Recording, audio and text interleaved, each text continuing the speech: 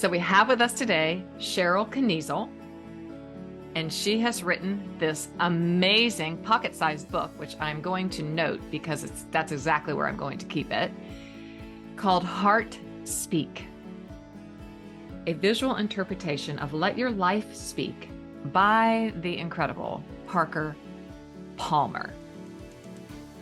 And he helped with this book, you said. Sherrill, welcome again. Welcome. And how on earth did you get this collaboration first and foremost? What? There is an origin story to the book, and I'll give you the shortened version. It's so exciting to be here, and I'm glad to talk with your listeners. Parker Palmer, I was introduced to him by my husband's grandmother, Jan, and she was an adoring fan and gifted me his book, Courage to Teach, as a young teacher, when I was a young teacher. And when she passed at 96, I inherited some of her books, and Parker's book, Let Your Life Speak, was one of them. And you hadn't seen it before then? I had not. What an even greater treasure. And it became such a touchstone for me, Janell. I read it again and again and again through the years. And so, read his other books. And actually, for my 50th birthday, I gifted myself a retreat. He was leading, they were called the Growing Edge Retreats with Carrie Newcomer, singer-songwriter, poet, also an amazing woman. And I applied and spent the weekend with 28 other amazing humans in conversation, listening to music and poetry, and in circle conversations with Parker and Carrie and other humans. And I actually sketch noted the weekend, meaning I listened and drew our conversations and shared them with the group. And at the end of the weekend, I was saying goodbye to Parker, and I said, Parker, we should write a book together. And I literally couldn't believe I said it to him. I can't even believe you said it. That's so brave. Parker kind of was like, oh, okay, Sherrill, whatever. Sure, I hear that 800 times a day. Yes. Went on our way. And I had at the same time been doing a morning meditation, a drawing practice. I call my daily drawings. And those had started through a class I had taken just as a December drawing challenge. And I just kind of kept going after we started. Some of the people fell off. And it was during the pandemic. And I was looking for another quote for my morning meditation drawing. And I had realized that I had done about 20 quotes from Let Your Life Speak. Wow. Someone said, everyone has a book in them. Yes. And I was trying to force my book, like maybe it needed to be sketchnoting for kids or graphic recording, something about, what I do large at meetings. And then I realized maybe this is the book. Maybe it's just leaning into this and picking 75 or 80 quotes and doing the drawings for Parker's words. It's just brilliant. I'm going to hold it up just real quick, just for everyone who watches on video. And what I love about them is they're so simple, but so profound and draw you in. I thank you. I received that in conversation with Carrie Newcomer. She was saying, Sherrill, simple. Some people receive that as not a compliment, but she said I was simple and elegant. And I said, because the drawing, certainly for me, my process is to put everything in. Like I would sketch a lot of stuff, and then I would slowly remove every detail that was not necessary to get to the essence of Parker's words. And that's what I love about it. Yeah. And there was the word would be essence. I'm sorry. Yeah. I would agonize even over like, okay, should this, the tilt of the person's head, or like, should life's hand be resting on the person's knee instead of on their arm? And those little decisions make a big difference when you're working visually. So I love interpreting things visually like that. Because you're a visual recorder, graphic recorder. So go ahead. I'm not sure. I only know because I happened upon one when my third book came out. And so she was kind enough to do one for my book, even though I wasn't speaking, it was COVID. I just gave her a bunch of thoughts and she created it into what I call now my Heartlifters journey. So it's like a map. But it's profound work. I'm super visual. So for me, it just makes all the bells and whistles come out. So a graphic recorder does what? And how did you get into that? Just as an aside. Right aside. So I tell people when they ask me what that is, I say that I am actually a dedicated listener in the room, and I happen to use images and text to capture the essence of the conversation. And that I do that work in spaces, education, inclusion spaces, in corporate spaces, with nonprofits, basically anywhere where people are gathering and having important conversation. It could be a brainstorming or a strategic planning session. It might be, a keynote speaker at a conference. So you name it, I've drawn it.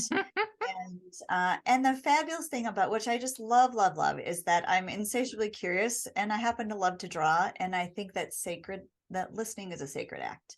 Oh, without a doubt. Yes. Yeah. So it was for me stumbling on something that combined all of these things for me. And I always, say that I'm just so honored to, do this drawing or this, to be in this space. And I feel like sometimes people may take that like, oh, she says that about everything, but I really do feel that way. Obvious.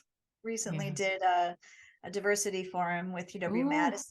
And wow, 2 days spent time just listening and uplifting and amplifying people doing very generative work around racism and inclusion. And so it's an honor to do that. And I think visuals are we all learn visually, whether we say it or not. We all take in information visually. And so powerful.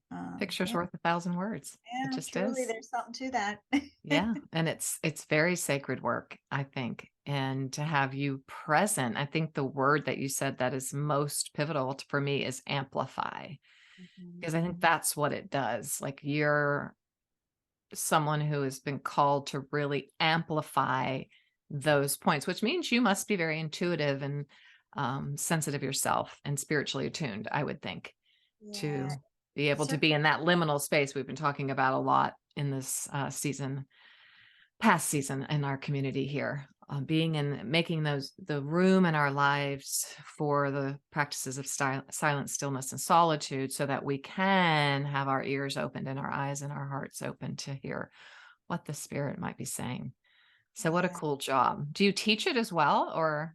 I actually teach. So I happen to my training was in elementary art. And so I'm still teaching very part-time, a couple days a week. And so I actually teach students, my third through fifth graders, to do it because it is such a literacy tool. They must love it. They do. And you know what? Kids are natural at it. We draw before we write. I mean, letters are little pictures, actually. So they're fabulous at it. And really, for students, I believe it's such a way, just another way to demonstrate understanding and really for sure personal meaning. So and it wires in the brain, whatever you write. I mean, that's, it's electrified from your hand to your head. The brain science behind it is compelling. It is compelling. I taught first grade, so yes. Yeah, it is. So I do that. And then I also teach teachers. I do workshops with educators. And I'm starting to do workshops in corporate spaces because we all need to learn to communicate visually. I mean, we do. Really, it's just universal. So it is. I love this so much. So let's get back to, okay, so you drop this on Parker, and then you're at the point where, okay, if I maybe do 75 or 80 of his quotes, so then what? You call him up. Hey, Parker. I kind of did. I sent him an email during the pandemic. I had, and I just said, I'd like to pitch this to you, Parker. I really think it would be fun. And I think just a different approach to your book. And I think it might bring a different audience to your work. And he emailed back right away and said, Sherrill, it is the only one of my books that I own outright. And I believe that ideas are to be shared. So please have at it. Go ahead. That's amazing that he owns that book. Yeah. So he said, his bestseller. I don't know. It's close. Yeah. Yeah. He said, you may have to jump through some hoops with my publisher with they still own the book, but I have the sole rights. And so there were some hoops to jump through first. I bet there were. I can't imagine. Before I even proceeded in finishing the images. But we finally got the go ahead. He was instrumental in that. And we started to meet monthly, just over Zoom, just to chat and for me to give him an update on here's where I'm at. So jealous. Just is such a delight and hilarious and irreverent and wise, all rolled into one.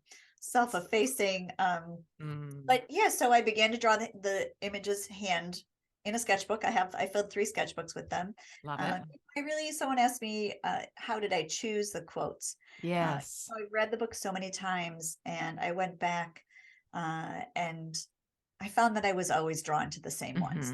Me too. I always read with a pencil, but I'd go through it again and like, oh, it's already underlined.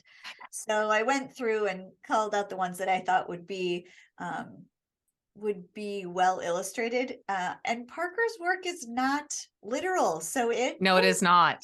No, it's a challenge. There were many mornings working on it, like a Saturday morning, and I'd say to my husband, "Oh my gosh, how am I going to draw this?" Exactly. Yeah, but good to know.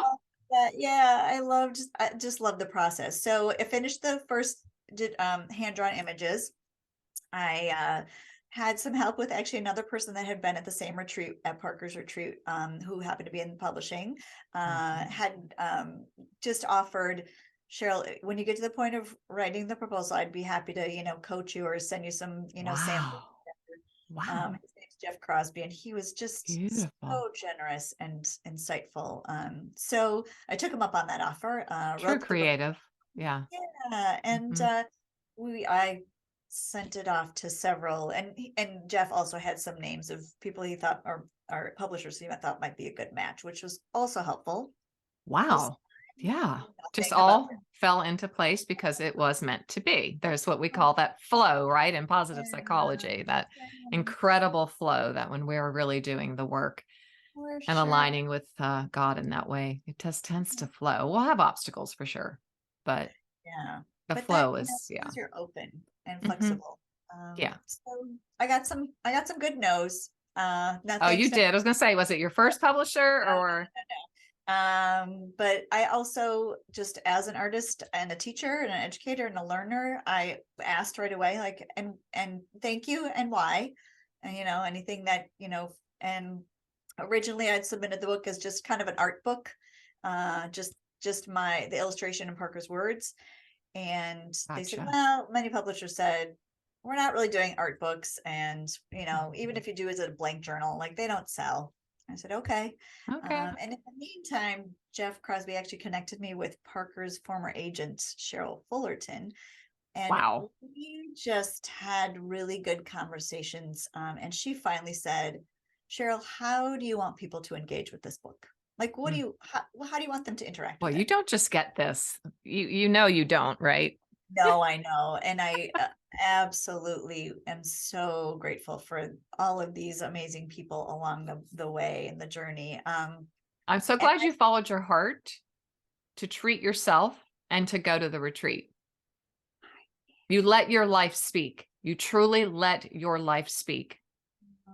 And as a result of that obedience, or whatever you want to call it, look what happened. That's very inspiring and encouraging in this new year, to pay attention and to yield and go, what would be good for me this year? Boy, I don't do that well. You know what? It might be extravagant. It might be simple. It might feel like a risk.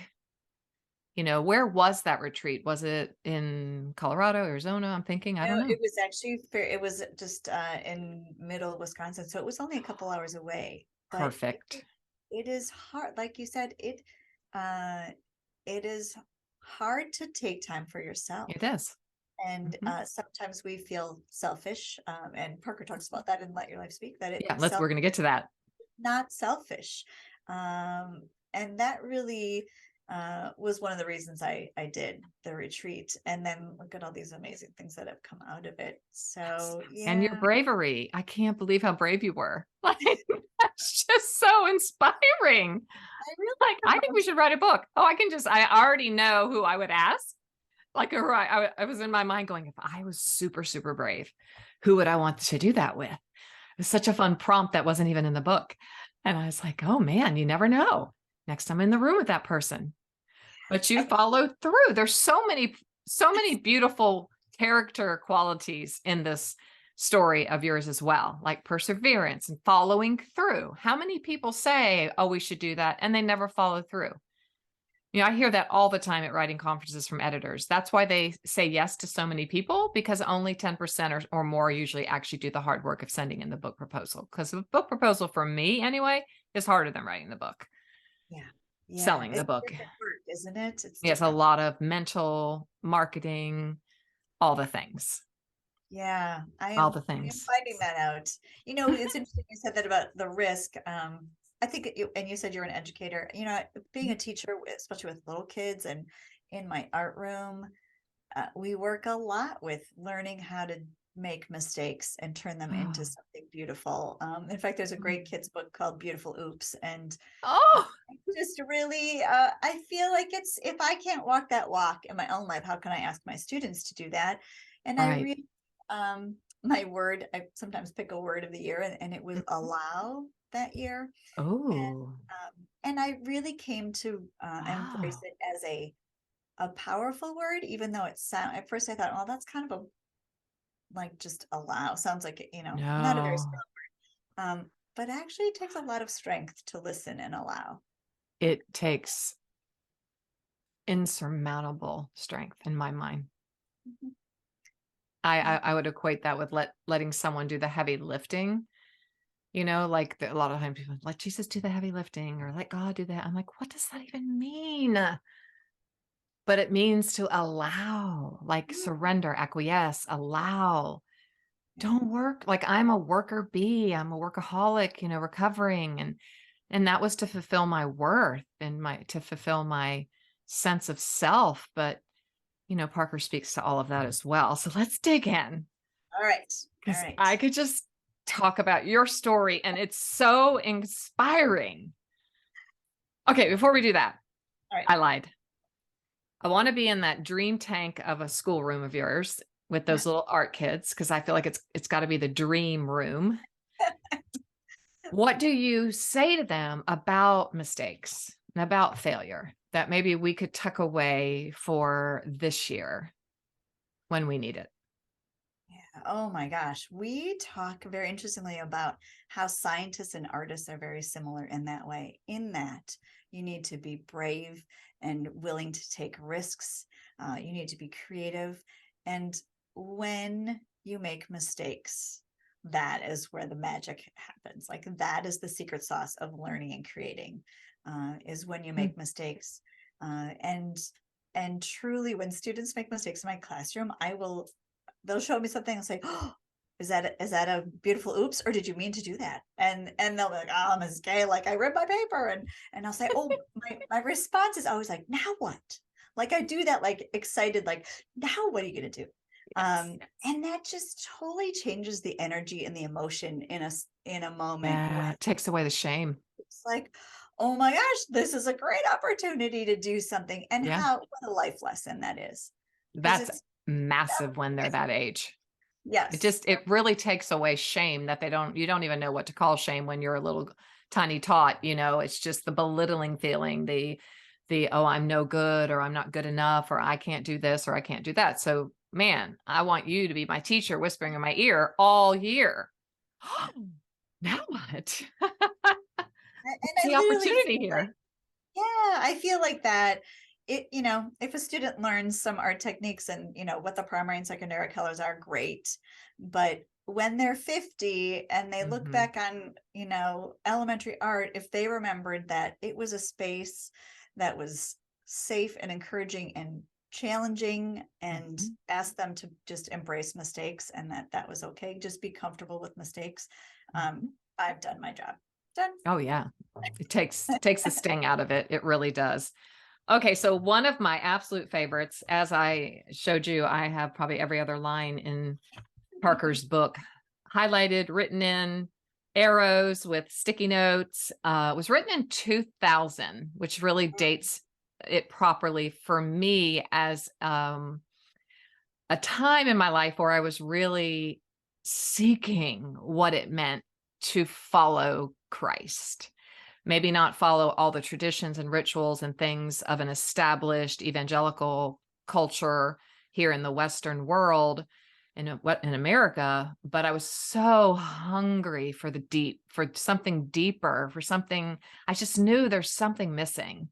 And I think that's what his book, that was 22 years ago, 23 years ago now. Wow. Who doesn't want to write a book that's a classic like that? So here's yours right next to it. So fantastic.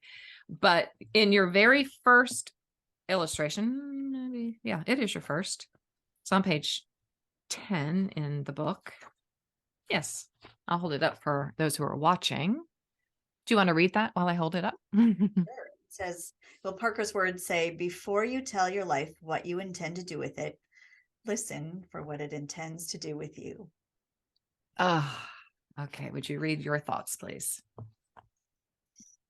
So I wrote, I have gotten myself into trouble trying to be everything for everybody, and in the end, helping no one. I assigned self-worth only when I was doing or helping or being what someone else or society told me I should be. When I listen quietly, though, and allow for what wants to emerge, that is when I can gently hold life's hand. Charging in with expectations often blinds me to the gentle possibilities that are in a tender beginning stage. Open, breathe, stay for a moment, and receive. And the question, the invitation is, what wants to emerge for you, and how might you make time to nurture that new and tender growth? It's so risky. I remember we've talked a lot about risk. I think it's going to be a major theme here because a lot of what he encourages us is risky. I think, anyway, it's my interpretation. But before you tell your life what you intend to do with it, and because that's what we do, it's actually what we're taught to do. Right. Set your right? goals. Set those goals. Achieve. Yeah. We aren't really taught to listen. We're not. And you've told us that you are an active listener. You are in the room to be the one who's listening, what we would say here, listening between the lines of the words to hear the true stories that are really in there and what's the essence of what is being said. So how do we listen for what our life intends to do with us? How do we do that? You've spent a lot of time pouring through this, and I'm so curious what your heart will speak to us. When I'm in conversation with anyone, with a friend, with myself, when I'm struggling, I often ask the question, where do you feel that in your body? How are you listening with your body? And for me, when I listen to myself, and something is not feeling right, I feel it in my stomach. Other people might feel it in their head, in their throat, in their heart. But, allowing and listening go hand in hand for me. And I think when things are right, they do fall into place. They do come easily. Or you can say, yes, this feels like home, or this feels like the right job or the right vocation. So it's really listening more than to sounds. It's listening to feelings, whether that's physical, emotional, spiritual. Those are all different layers of listening. And that would be somatic psychology or somatic work. And so if you're Heartlifter, if you're curious and you're like, I've never heard it said that way, that's why the pajama company is called Soma. It's like, it has to do with your body and being comfy and feeling it feels good against your skin. And, I was a dancer for most of my life. And so I know now I grew up with insecure attachment, and dance helped me attach to my body. It's where I felt present. Whenever I moved and expressed, it was like, oh, but then the minute I wasn't doing that, I felt very disconnected. But it's now that I know a lot about attachment theory and have come to understand that, it makes perfect sense. So I want to key in on one thing you said. So for you, if something isn't right, perhaps you're striving or you're trying, your ego is speaking loud. You just get a little sick feeling in your stomach. Yeah. Yeah, that's really good to know. Good for us to know of ways that we can go, oh, that's my tell. Yeah. Yeah. Yeah. Listen to your body. Listen. Absolutely. Absolutely. And I have found through experiences that if you don't listen, sometimes your body will just start to speak louder. We know the body keeps the score. We know it does. And it does talk really loud to us. And wow, yes. I'm going to just stop there because I just had a total hip replacement. I've got a lot going on in my body. And I'm like, oh, you're talking to me again. Here we are again, 63-year-old body. I'm so sorry. Okay, so this year, we want to practice this skill of allowing our life to speak to us. Heart speak. What a beautiful name. How'd you come up with that name, by the way? It was a riff off of Let Your Life Speak. And it really just came to me when I first had like, oh my gosh, I'm gonna have to give it a title. And I felt like I had taken in Parker's words and listened, somatically. And a lot of the drawings that came out were really heart speak for me. Yeah, it's as if our heart would speak, because it does speak. It does. All right, you write on page 12, true self, when violated, will always resist us. Parker writes this, not you, but it's in your book. True self, when violated, will always resist us, sometimes at great cost, holding our lives in check until we honor its truth. Would you please read what you wrote about that? Gladly. I have learned that when I deny my true self, all sorts of interesting things happen. And that is putting it mildly. When I push on and do what I think others expect of me, instead of listening to that quiet voice inside, I put my mind, body, and soul at peril. I learned this lesson loud and clear when I denied the stress I was under a few years ago, and my body decided for me that I needed to lay down due to back pain. I was resisting speaking up about my own needs and desires and putting my health at risk in the process. This continues to be a growing edge for me, but I listen quicker these days when my body and soul speak. And the question prompt is, think of a moment when you knowingly denied your true voice or true self. Where did you feel that physically? What teachings arose from that experience?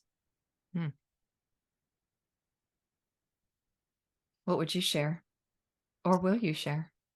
I'm happy to share. For me, it was a time when my husband was having some health issues as well. And I'm a mom and a caregiver at heart. And I was checking in with everyone else but myself.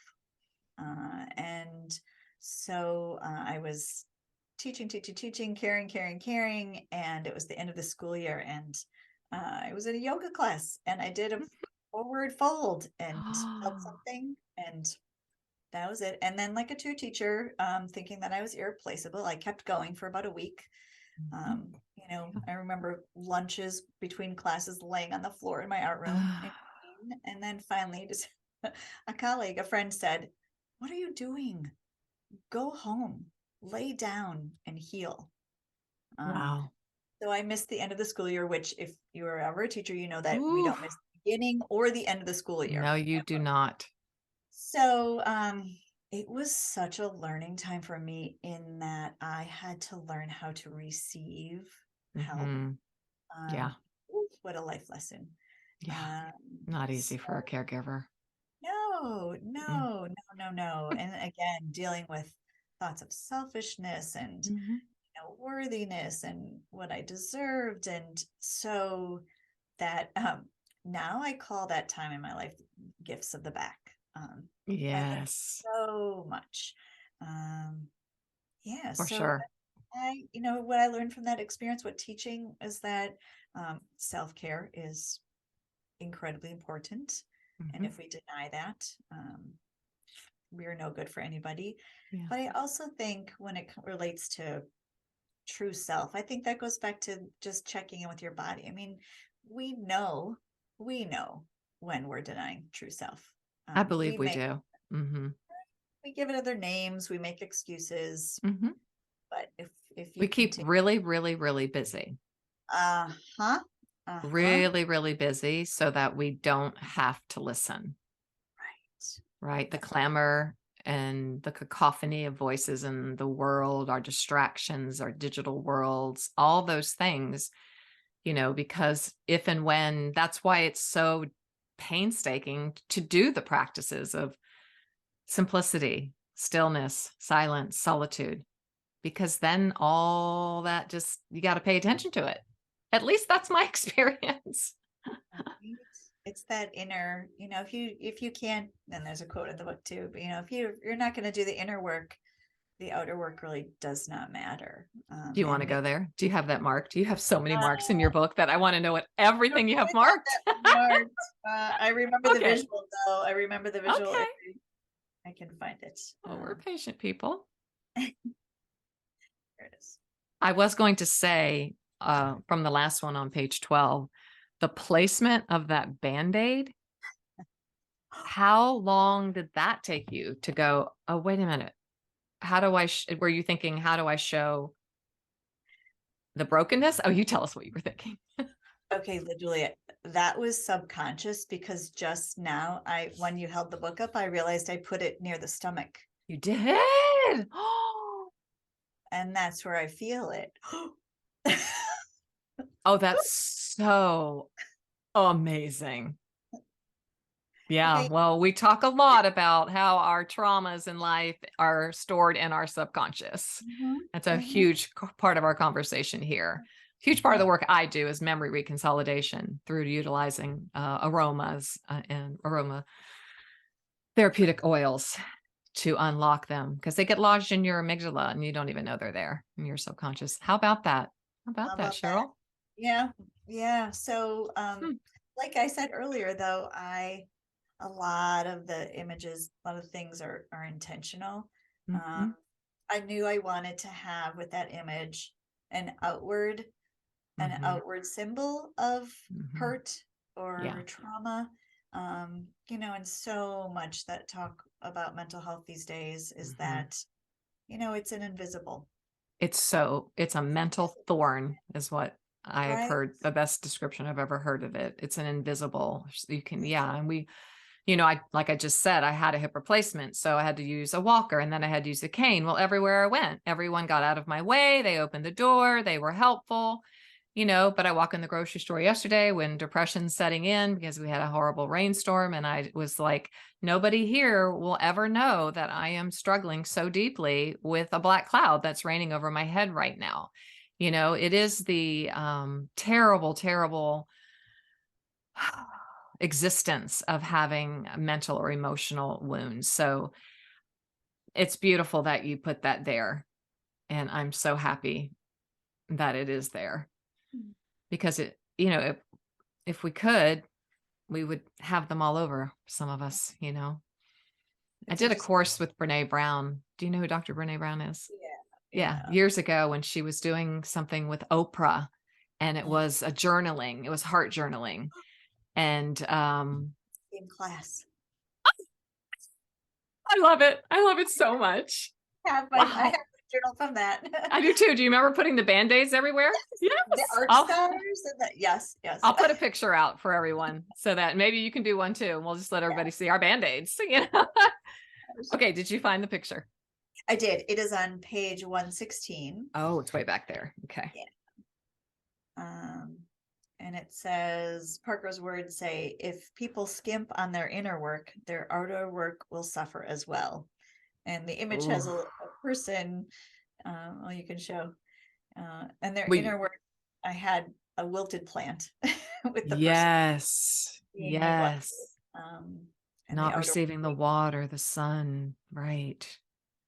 And the outer work is questioning. If Yes. people skimp on their inner work, their outer work will suffer as well. Would you read? Do your thoughts? I can always tell when I've not prioritized my own inner work. I get short with others, eat poorly, and let go of moving my body regularly. It isn't until I realize that my mind is filled with spiraling negative thoughts and worries that I stop myself long enough to name how I am feeling or what I am doing. Oh, this is me feeling lonely or underappreciated. Then I can begin again to take care of myself. That often looks like what helps keep a plant healthy: enough water, sunlight, and a few gentle words. What does it look like when you are skimping on your own inner work? How might you gently course correct when you realize it is happening? How can we course correct? Are there other words of Parker's that come to mind for you on that part? Again, it really comes back to his, just the importance of self-care. Yeah. And not being selfish. It is the most selfless thing you can do to make sure that you are, like they say, putting your own oxygen mask on first. And that is against so much of many of our upbringings, especially as women, Absolutely, caregivers, depending on your role in your own family. So I think, and I would say particularly in the community of faith, I'm just going to name it. I grew up Catholic too. So, I mean, it was good works, do, yes. And so I think every wing of faith and religion has a sense of good works and doing things. And so I think for me, it was a huge obstacle to overcome. Even using the word self, that was just taboo. That was just taboo.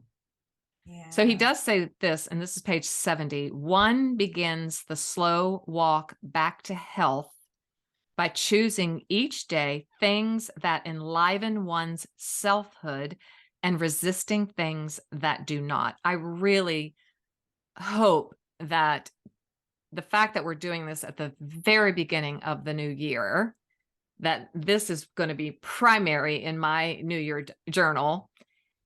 One begins, so hear me, Heartlifter. This is a lean in here. We call this a lean in moment. One begins the slow walk back to health by choosing each day things that enliven one's selfhood and resisting things that do not. Man, I already hear naysaying in my head. I already hear it. I already hear it. You're just so selfish. Well, not everything in life is going to be, fun, or not everything is going to enliven you. What would you say to that? First, read what you wrote, and then we'll talk about it. So when I choose to act or speak in a way that doesn't align with my values or soul, I feel it in my stomach. There it goes. It starts as a twinge, and I try to tell myself it's nothing, but my body knows the truth. Shoulds weigh heavily on me, and getting curious about how I can carry my own and others' shoulds has been a way to discover simple things that bring joy. The first warm cup of coffee before the world wipes sleep from its eyes, a well-worn beloved book penciled and drawn in the margins, a vulnerable conversation with a dear friend, a kindergartner's unabashed use of color in their art, and the pure enthusiasm of it. What is a small thing that enlivens you? How can you resist or release one thing that doesn't? Oh, Heartlifters, I really want you to take these two questions to heart. We're going to talk more about them. I want to chat over on Instagram about them. What is let's just say, what is one small thing that enlivens you? All right, you go first, Miss Sherrill. What we're doing right now, one conversation about real stuff, about deep, vulnerable things is sacred for me. So that fills my soul. I know that's not for everyone, but that. You're a teacher. I'm a teacher as well. So I once heard Beth Moore, and this is the best thing I'd ever heard, really, is that you're a teacher, that if you learn something, you just can't keep it to yourself. And I was like, that's it. I feel so free now. That's why I have to tell everybody everything I learned about a ladybug, or whatever it is. How about you? What's one small thing that enlivens you? Oh, I did it yesterday, actually. I had to have a skin cancer biopsy again. I've had several in the past month, and it was pouring down rain, kind of like a nor'easter, but it wasn't quite that, but it felt like that. And I haven't shared the story yet, but I was on my way to get to the doctor, and an ambulance came flying by me with the lights on. And I flash back immediately to a day. Now, my listeners know this story where it was the day after Christmas. My mother had just been recovering from a brain tumor, 10 weeks in rehab. She got home. I got home. I remember it was a nor'easter, and I was so happy she was home. And I could just sit for a minute, put on a movie, eat my sandwich in peace. And the minute I sat down, the phone rang. The phone rang and it said mom. And I went, she's fine. I just got her home. It's all good. And then that little voice said, you better pick up the phone. It was like the Lifeline commercial. I've fallen and I can't get up. And I just went. And that morning I had prayed. Why did I pray this? God, can you just give me something good today? Because it had been months and months of just painstaking care. And so when that happened on today's Thursday, we're recording on a Thursday, it happened on Tuesday, I thought to myself, I'm not triggering. I must be healed. This is amazing. I felt sad. I prayed for the person. I prayed with empathy, like help the person following them in the car because they're getting ready for a real doozy of a journey. And yet I wasn't triggered, and it was just a glorious moment. And so I then went to the doctor, but after the doctor, I had planned on going to a garden center out because it's about 45 minutes from my house. So when I'm out that way, I'm like, I want to go to the garden center. But it was pouring down rain. And I thought, I don't care. I don't care. I went, I got soaked. I went in and out, and it was all decorated for the holidays. And I just breathed in the aesthetics. I took in the visual imagery. I was giggling, skipping, laughing, and just having so much fun. So that enlivens me. Beauty enlivens me. Mm-hmm. Whether it's the beauty of a rich conversation, the beauty of just sitting around sober macing at a table with my family for hours.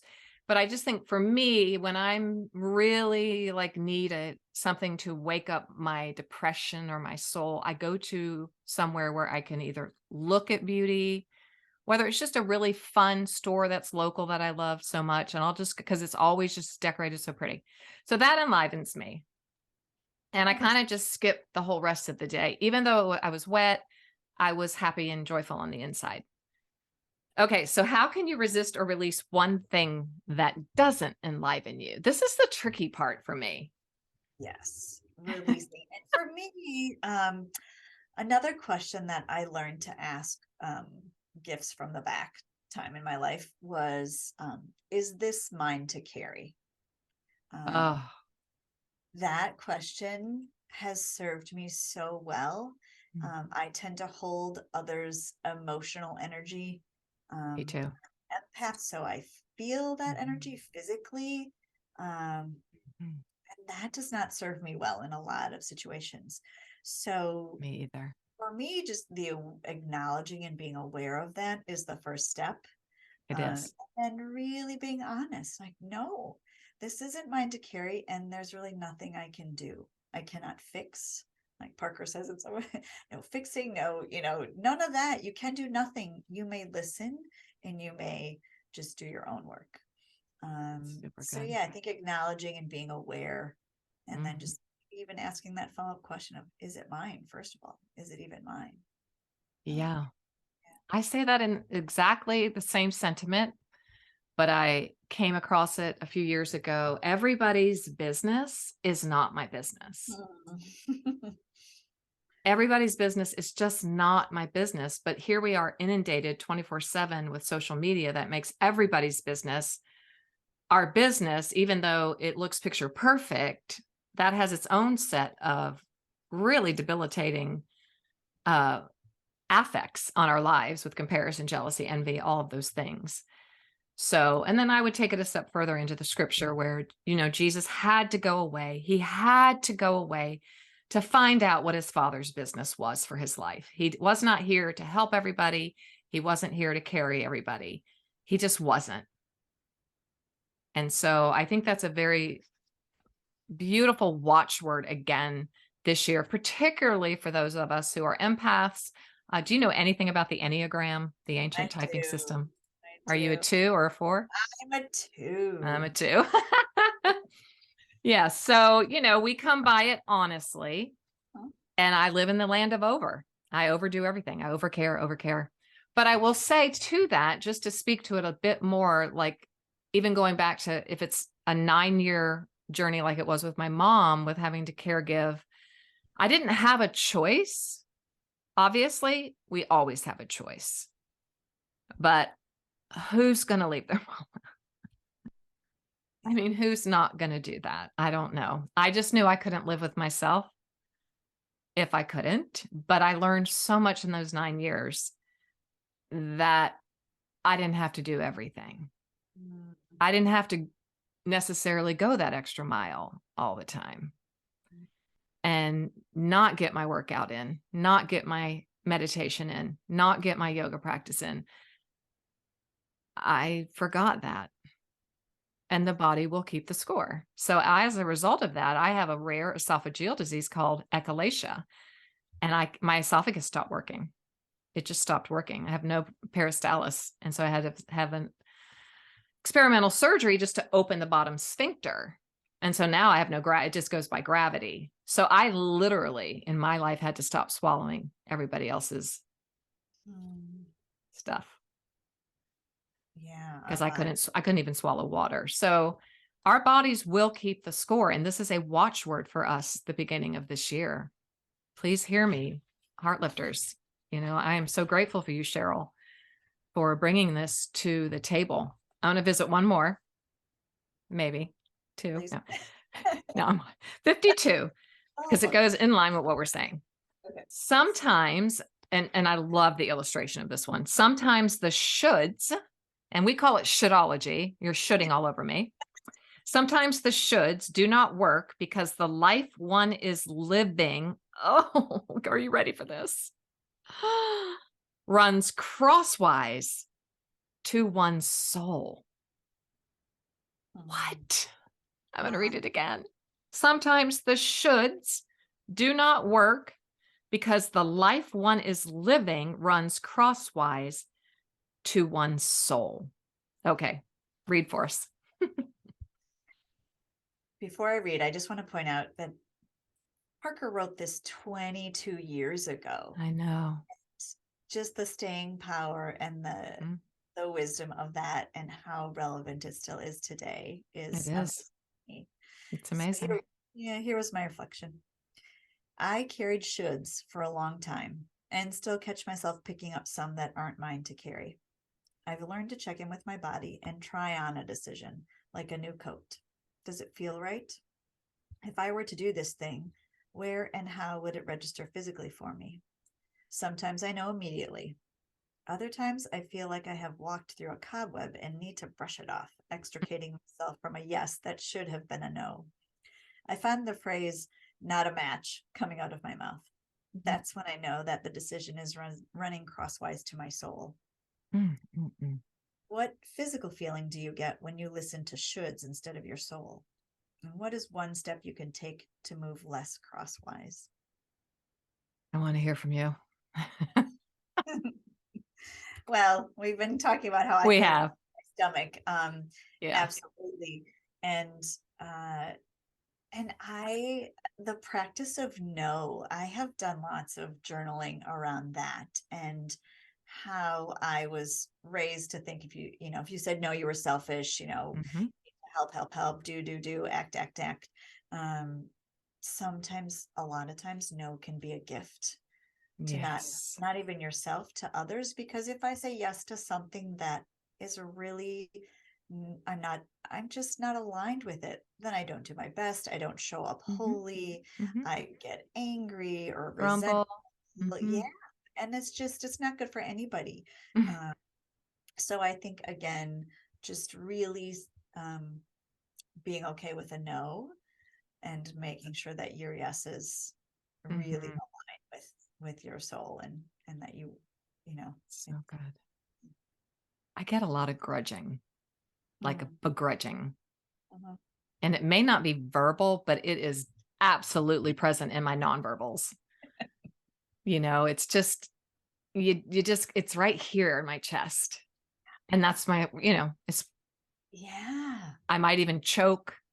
I can tell when I'm in my ease and in my flow. And I've come to understand that a calm life is a strong life, that ease is a great word and not a bad word. Flow, all the words we've been talking about today, to the point where I will get super, super tired. Like exhaustion will set in. It's draining. So they are somatic symptoms for sure, that show up in your body. So we're just saying, pay attention this year. Pay attention. And that no might take all the bravery you can muster. I know it does for me. It's easier now. I've been doing the practice of no a long time. So it's easier for me. But even saying no to things that seemingly sound really good, are maybe even harder to practice. And I think those shoulds creep in there. Like They if do. it comes up, you're like, I should want to do this. Exactly.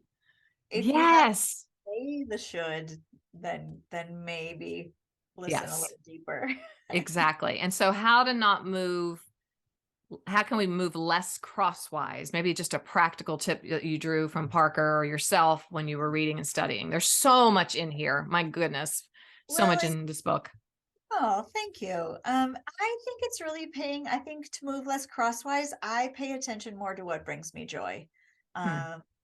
And I intentionally choose what brings me joy versus what makes me happy, because I think those are two very distinctly different things. Yep. But really, if you know what brings you joy, there are steps and even small little movements and adjustments you can make to be less crosswise. Yeah. And if per se it's someone, I just go back to my journey with my mom, because it was just painstaking. It was so daily and so difficult and so difficult. We had a very complicated relationship and she was hard to be around. And I learned on that day of following that ambulance in the nor'easter, oh, that's funny, God. So this is your idea of good. I just remember getting super angry as I could muster as a pleaser, as angry as I could, because God forbid I get angry and make God mad. But that day, he just all day long, he was like, yes, I'm redefining your definition of good, my sweet girl. I sat in the chapel. It was a very long day, went all day through the night. I walked through, it was a Catholic hospital. So there were just words on the wall: compassion, love, peace, joy, faithful. And I thought, this is just hysterical. Yeah, I just love this. This is fun. And then, of course, the two chaplains came in and they were just angels. And so now I do use that as a marker in my life, that even if you are in something that perhaps you cannot get out of, right, that is not joyful, God will bring you joy. He will show up. There was a custodian, a female, a beautiful woman, and I would open the elevator and I would walk out and she'd go, there you are again. Well, girl, God is going to show up for you and he's going to show out today. And I'm like, I don't even know who you are, but you are a gem. And I mean, she was just amazing. So peppered along my path, right? Because I was aware, because I'm in tune and I'm trying to really do my best, right? I just am. Like, I want to please God. I want to make life, even in its hardest places, a little softer. He sends his people, he sends angels, he sends birds, he sends beauty. He sent us you, Sherrill, to just open our hearts and let our hearts speak to us. And I am beyond grateful for your presence here today. Thank you. I'm so, and same to you. I'm just so honored to be in conversation with you, and to just share the book and see where it makes its way into the world. It's going to make its way. It already has made its way, but it's going to keep making its way. Honestly, I would love to have you back, and the invitation is open anytime. I would just love to have you here on a monthly basis. You're just amazing. Well, I'm game for that. And yeah, and I'm hoping to, just like we're using the book to just step into deeper and meaningful conversation, I'm hoping to facilitate workshops with the book. Okay, you heard it here first. So hopefully in the new year, I'm dabbling with some, in-person and then maybe some online, just to see. So I'll pilot things, test it out, but I will certainly reach out once those are in place. So, well, Heartlifters, I'm going to do some work behind the scenes, see what we can do here. Yes, I am. I am hungering and thirsting for something live and in person, because it's been 3 years since I've done anything like that. And I've been nervous and a little afraid. So I'm going to work through my fear and let my heart speak, and then let my life speak. And we'll see what we can bring to the table here, Miss Sherrill. So tell everyone quickly, where is the easiest place to connect with you and get this work of heart? Absolutely. So my website is meaningfulmarks.net. And there's a HeartSpeak page there on my website. And HeartSpeak is available anywhere books are sold. So, you'll look Amazon, Barnes & Noble, InterVarsity Press, the publisher. They've been the speediest recently getting them out. So it's a great press. I'm so happy you're with Ivy Press. Yeah, thank you. I think we'll be giving away some books. I'm feeling really generous right now. Very happy to. I'm certainly all over social media, just at Sherrill Knezel on Instagram, Twitter, Facebook. So please feel free to reach out. If you get the book, I'd love to hear what resonates with you, are you using it? And write a review. It's so important on Amazon to write a review. Please, we beg you, Heartlifters. Sherrill and I beg you to write reviews of our books. It's so helpful, and it helps increase the influence. It really does. It just helps increase the influence. And I want everyone around the world to have this book of yours. It's so good. So I will just talk to you soon and see you later. I'm not saying goodbye. Excellent. Until soon, I say. Until soon. I like that. Okay, thank you.